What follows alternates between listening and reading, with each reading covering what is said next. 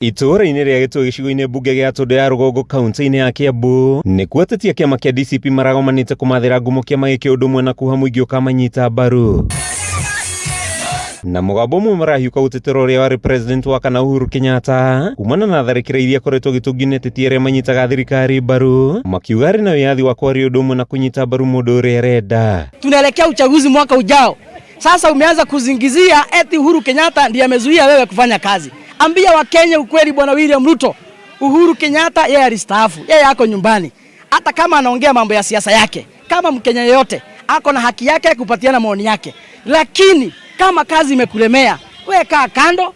Sisi kama Wakenya wa Jamhuri hii tuchague viongozi wengine. Hakuna mtu yeyote ambaye atakuja kutajatanja jina ya Uhuru Muigai Kenyatta na kumtusi tukiwa kama viongozi.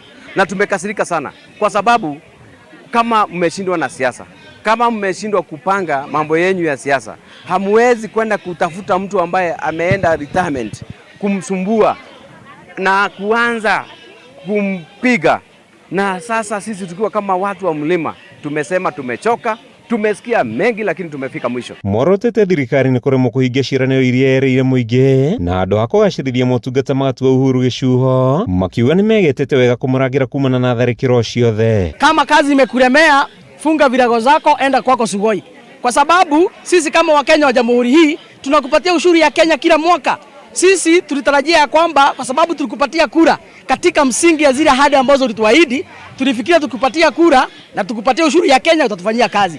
Vile kazi imekulemea na muda wako unaisha kwa sababu miaka 4 imeisha. Wameshindwa na kutengeneza mabarabara, wameshindwa na kutengeneza mambo ya mashule, wameshindwa na mambo ya hospitali. Sasa kama tuko hapa tumekuwa na harambee mingi sana ambao watu wameshindwa kulipia mambo ya hospitali. Hasa wacha hivyo tu pekee, hata mambo ya masomo. Watoto wetu wamekaa nyumbani kwa sababu hawezi pata ile kodi ama ile pesa ambayo imewekwa kama school fees, na ile mode walileta Higher Education Loans Board ambayo wazazi wengi hawezi kulipa hiyo school fees wakienda mbele. Atongoria makiuga mũingĩ nĩguo ũtũmĩte atongoria mũng'ethanĩro gũtetia thirikari kumana na kũritũhĩrwo nĩ mũtũrĩre na kwaga motungata. Hawa ambao wanashindana na wewe wakiongozwa na Kalonzo Musyoka, Eugene Wamalwa, Fred Matiang'i, Rigathi Gachagua, Martha Karua na Edwin Sifuna na kina Natembeya, hao viongozi wanakupinga. Sisi wa Kenya ndio tumewapatia nguvu. 2027 uchaguzi ni uchaguzi ya Wakenya, si uchaguzi ya viongozi. Sisi ni uchaguzi ya Wakenya, na Wakenya kama wameamua na wamesema wanataka kubadilisha uongozi, sisi wenyewe, hata sisi wenye tumechaguliwa hatuwezi sema jambo. Handũ-inĩ ha Kameme TV, njĩtagwo Matthew Ndung'u wa Mbugua.